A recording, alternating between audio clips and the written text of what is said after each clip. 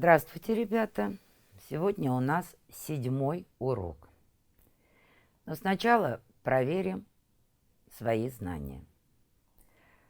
Первый вопрос. Фарадей обнаружил А. Отклонение магнитной стрелки при протекании электрического тока по проводу. Б. Взаимодействие параллельных проводников с током. В. Возникновение тока в замкнутой катушке при введении в нее магнита. Г. Взаимодействие двух магнитных стрелок. Я думаю, вы подумали и выбрали ответ. Ответ у нас правильно В. Второй вопрос. Геомагнетизм или магнитное поле Земли оказывает большое влияние на состояние здоровья человека. Почему организм человека так реагирует на магнитные бури? Почему нас всегда предупреждают, что на Земле магнитные бури? Надеюсь, вы тоже смогли себе ответить. Ответ будет такой. В организме человека существуют упорядоченные движения электрических зарядов, определяющих все основные процессы жизнедеятельности клеток. Имеются также и маленькие магниты. Это молекулы различных веществ, прежде всего молекулы воды. Мы знаем, 70% организма человека из воды состоит. Изменяющееся магнитное поле вызывает переориентацию этих наших магнитиков, от чего начинает страдать весь организм. Ну а теперь перейдем к большой теме урока. Это электромагнитные колебания. На этом уроке мы познакомимся с электромагнитными колебаниями, с их видами. Узнаем, что такое колебательный контур, разберемся, как в колебательном контуре происходит превращение энергии электрической в магнитную и обратно. Выясним, какие физические величины характеризуют электромагнитные колебания и от чего они зависят. В электрических цепях, так же как и в механических системах, таких как груз напряжения или математический маятник, могут возникать свободные колебания. Сегодня мы приступаем к изучению таких систем. Открытие электромагнитных колебаний предшествовал целый ряд открытий в области электричества. В 1663 году Отто фон Герицке, немецкий физик, инженер и философ, изобрел прибор для получения электричества, но в нем недоставало конденсатора для собирания электричества. Что такое конденсаторы и их предназначение, вы знаете из курса 10 класса. В 1745 году в городе Лейден голландский ученый Питер ван Мушенбрук изобрел первый электростатический конденсатор, который назвали Лейденская банка. Электромагнитные колебания были открыты почти случайно. После того, как изобрели Лейденскую банку и научились сообщать ей большой заряд с помощью электростатической машины, начали изучать электрический разряд банки. Благодаря Лейденской банке впервые искусственным путем была получена электрическая искра. С помощью проволочной катушки замкнем обкладки Лейденской банки и поместим вовнутрь катушки стальные спицы, которые выполняют роль сердечника. При этом мы обнаружим, что стальные спицы внутри катушки намагничиваются. Электрический ток, который протекает от одной обкладки к другой по катушке, создает внутри катушки магнитное поле. А так как спицы находятся в катушке, то внутри них тоже образуется магнитное поле. Удивительным было то, что невозможно было предсказать, какой конец сердечной катушки окажется северным полюсом, а какой южным полюсом. Этот опыт повторяли много раз в примерно одинаковых условиях, а результаты получали разные. После многократного повторения этого опыта пришли к выводу, что при разрядке конденсатора через катушку в электрической цепи возникают колебания. Электрический ток протекает через проволоку, намотанную на катушку в одну сторону, а затем в другую, и так продолжается много раз. При этом и полярность намагниченного сердечника меняется. Так были открыты электромагнитные колебания. Электромагнитные колебания – это периодические изменения со временем электрических и магнитных величин в электрической цепи. Заряда, силы тока, напряжения, напряженности, магнитной индукции и так далее. Для возбуждения и поддержания электромагнитных колебаний требуются определенные системы, простейшей из которых является колебательный контур. Колебательный контур – это цепь, состоящих из включенных последовательно катушки индуктивностью L и конденсатора емкостью C. Здесь представлен так называемый идеальный контур Томпсона, колебательный контур без активного сопротивления, где R равняется нулю, и реальный колебательный контур с активным сопротивлением. В такой колебательной системе возникают свободные электромагнитные колебания, колебания силы тока, заряда и напряжения. Чтобы в контуре начались колебания, ему нужно сообщить энергию, то есть зарядить конденсатор. Посмотрите на схему, на которой показано, как можно зарядить конденсатор. Когда ключ переводится из положения 1, то конденсатор заряжается от источника тока. Если же в положение 2, конденсатор начинает разряжаться, и в контуре возникают колебания силы тока, заряда, напряжения. Затем процесс идет в обратную сторону.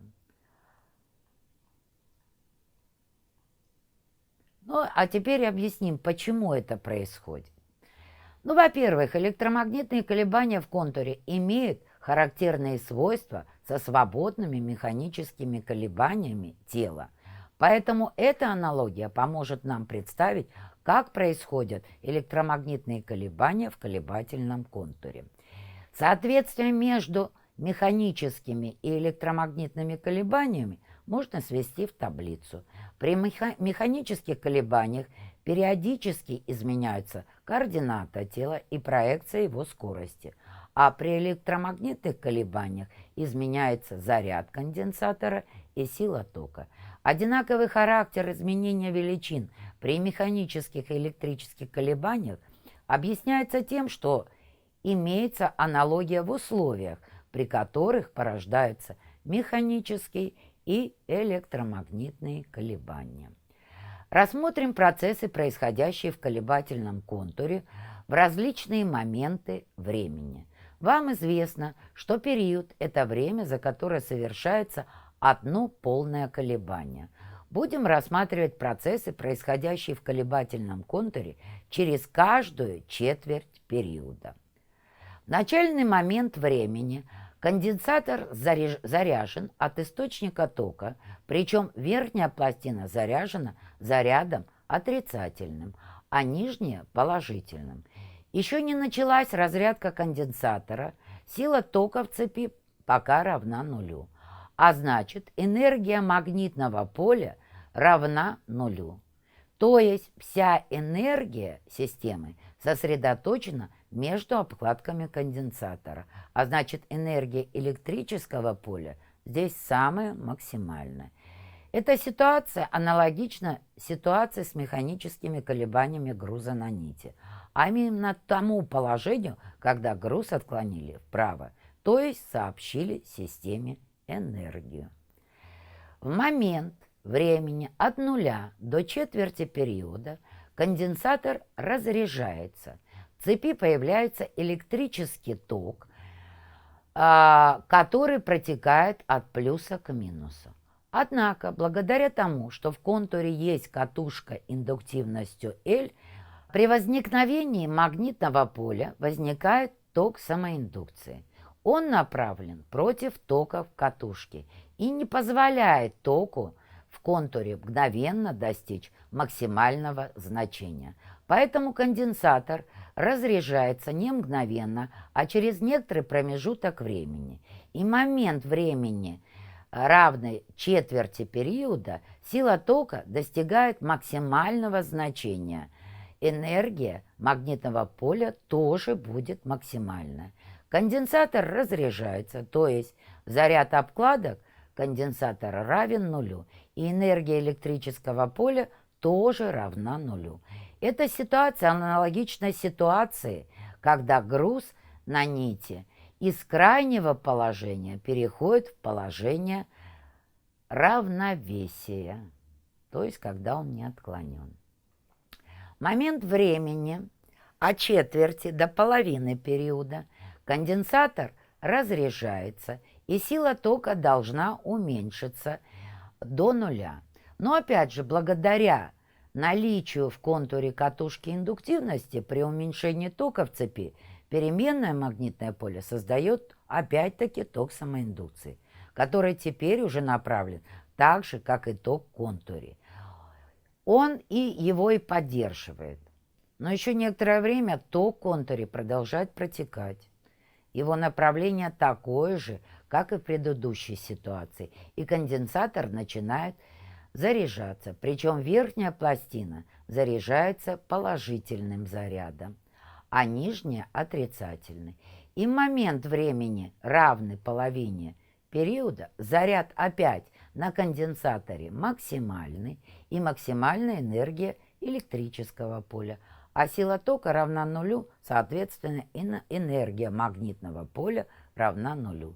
Эта ситуация аналогична ситуации, когда груз на нити находится в крайне левом положении при его движении из состояния равновесия. После зарядки конденсатор начинает разряжаться. Ток направлен от положительной пластины к отрицательной через колебательный контур.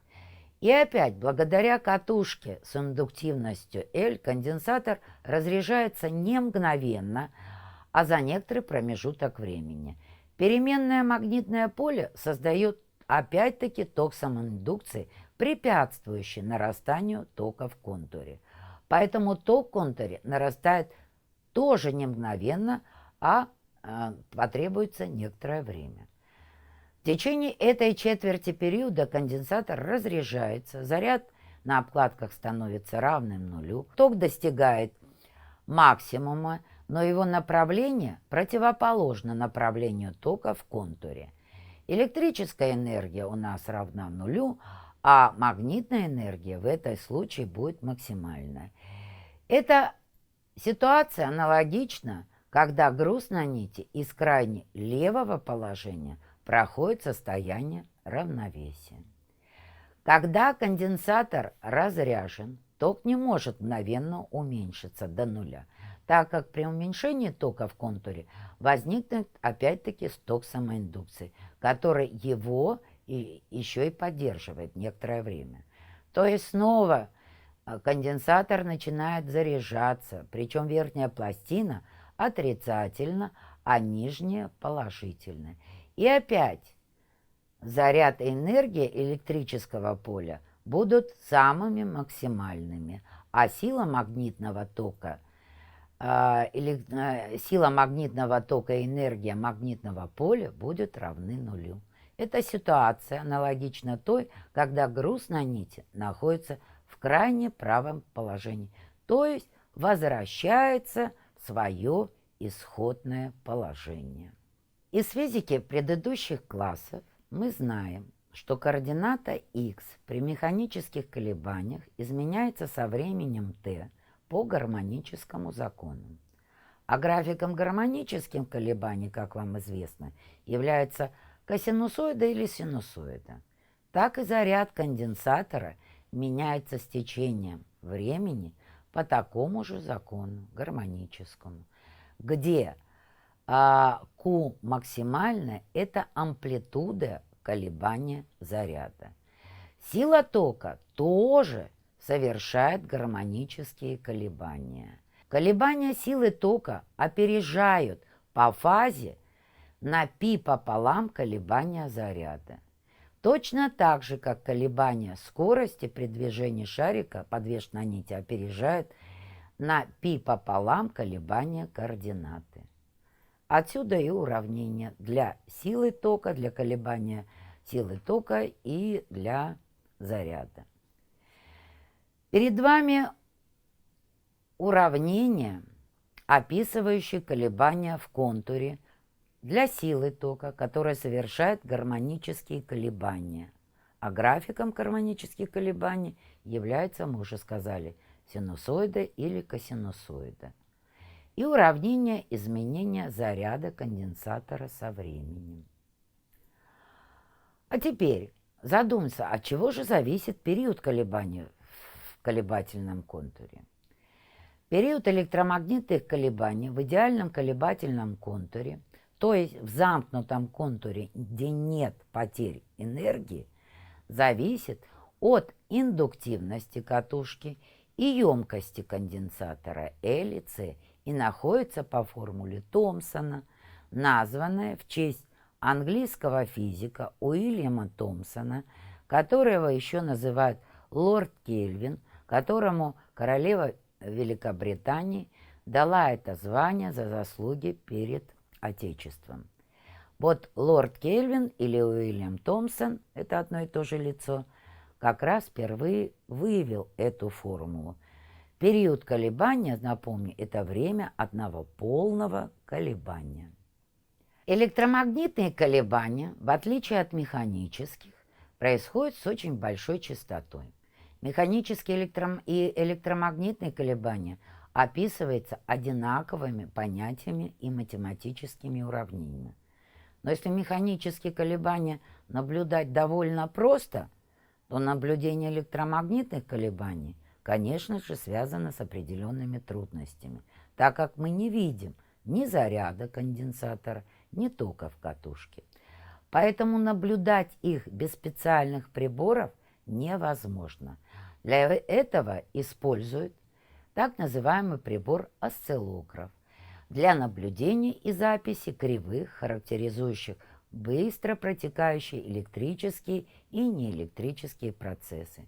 На экране осциллографа отображается временная разверстка колебаний.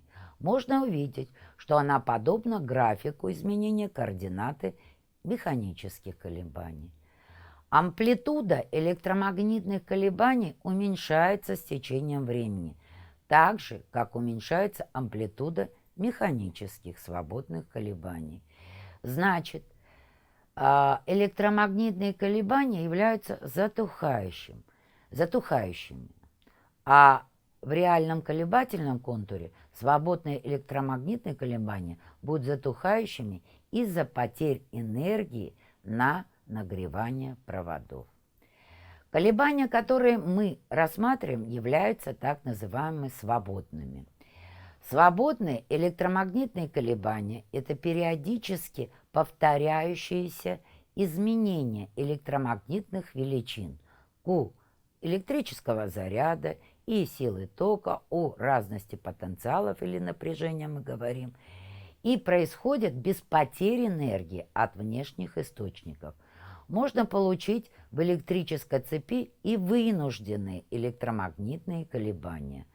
Вынужденные электромагнитные колебания называются периодические изменения силы тока и напряжения в электрической цепи, происходящие под действием переменной ЭДС от внешнего источника. В колебательном контуре зависимость заряда Q от времени на конденсаторе имеет вид.